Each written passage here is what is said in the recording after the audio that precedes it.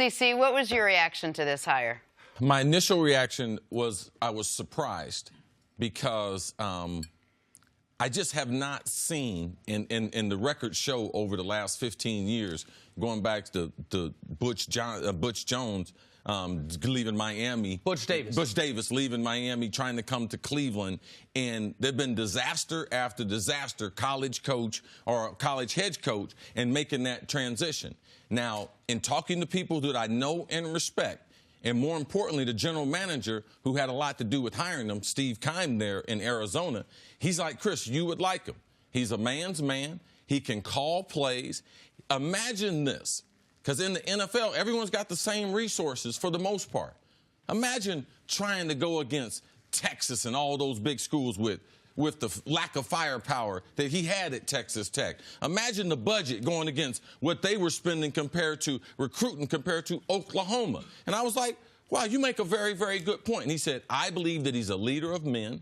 He commands attention, and I believe his X's and O's are second to none. So to me, I had to start doing some research, start calling some people around. So there are going to be a lot of young coaches being hired. And their ability to be able to communicate, and with this new generation of players, their ability to be able to connect with them. I didn't think too much about that because I've always been by the theory, whoever the coach is, whatever style, the kids will always adapt to them. That's why Bill Belichick and guys like him can always be successful.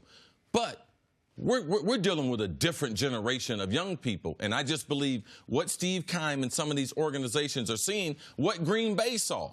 Because we cannot think that this generation is going to learn and think the same way that we've seen the last decades of players learn. So I'm open to it because the people who I respect and have a high football IQ, and I have a high opinion of them, they have been telling me about Kliff Kingsbury and other people. So I'm not going to be naive not to listen to the people who I really, really respect. All right, let me make the case for Kliff Kingsbury on the parts that Cris didn't touch on.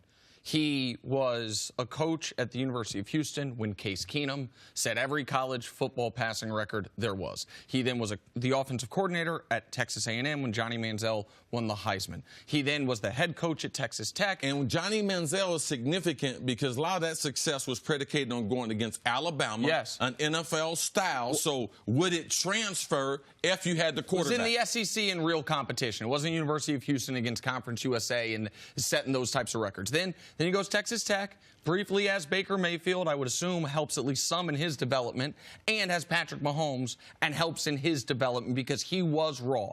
That is the case for Kliff Kingsbury. Another check mark in his favor in my eyes is I am so frustrated watching NFL football with some of the old guard coaching, with some of the it's not about the rushing yards, it's about the attempts. Any new blood to me can be a positive. The case against him for me is a personal one, which is I have been in a position, and you know this, and I don't have to get into the details, where I took a job, and I hadn't signed anything, but I took a job verbally, and the next day, the next morning, I got offered what I thought was my dream job. And it was everything, like, if you would have asked me 72 hours prior, describe your dream job, that is what I was offered the next morning. And on that phone call, I said, I appreciate it. I'm flattered. I wish you'd have called me 18 hours ago, but I just said yes to somebody. And you guys, people laugh at me, whatever. Cris poke fun of me about this if they want. I hung up the phone and I cried because I felt like man, if I had just waited. But I had given someone my word. I was taking a job. And even though I hadn't signed a contract, I couldn't go back on it. I'm bothered that someone goes to Lynn Swann, goes to Helton, the head coach at USC, and gets a job, and 2 weeks later says, maybe there's a better one. I know that people know coaches move and leave, but you're supposed to give them at least a year.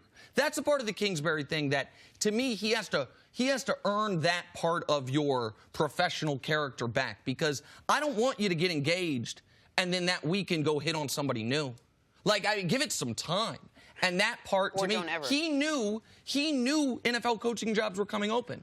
If he knew this was his dream, he could have waited and not put USC in the position he put him in. My question to you quickly before we move on is, how do you win over a locker room who who knows what your resume is. You got a losing resume, for better or for worse. I understand there were circumstances, but how do those guys fight and believe and get on board with what you're selling, knowing the success or the lack of success you've had? It's the same way that Dennis Green took over Minnesota after coaching at Northwestern.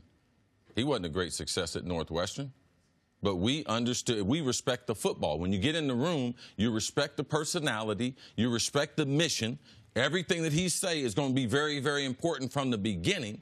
And from what I hear, the people have talked to him, they feel confident in moving forward.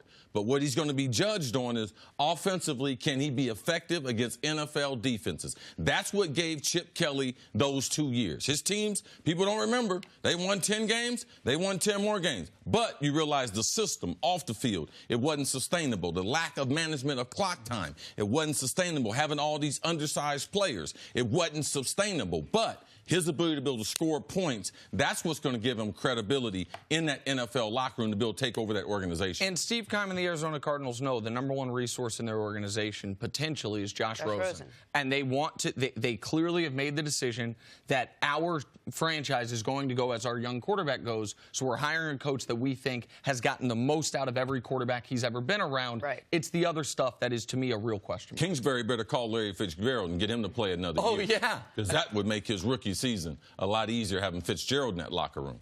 Thanks for watching. Subscribe here to get the latest from the show. Also, be sure to check out more of the best clips from First Things First, or go watch a few segments from our other shows on FS1.